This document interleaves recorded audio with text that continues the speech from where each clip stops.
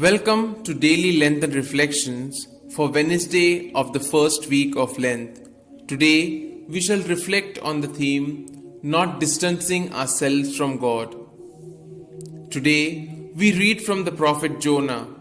Some refer to this 1300 word book as a comic strip of the Bible, but this does not take away the fact that it has an important message for us as we are at the beginning of our Lenten journey.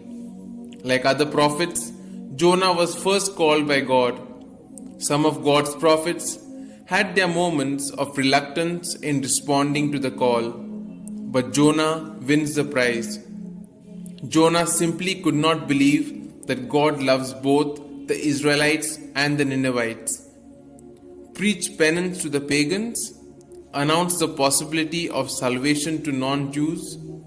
Jonah could not handle this and made an effort to flee as far as he was able from the Lord who had called him.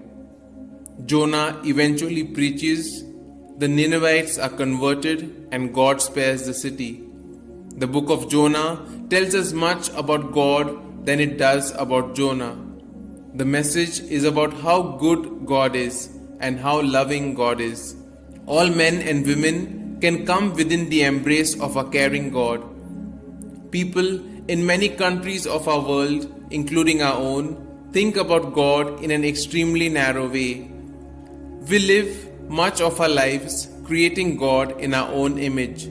Before it was the norm, Jonah was practicing social distancing from God.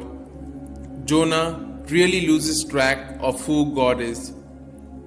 The book of Jonah serves as a reminder that during the season of Lent in the year 2021, we should not socially distance ourselves from God in these difficult times. We should not flee God. We may even be more creative than Jonah in fleeing God. We may limit God to 1 hour a week. We may spend time convincing ourselves that God only loves the kind of people that I like. We may begin to believe that God cannot possibly forgive me for what I have done.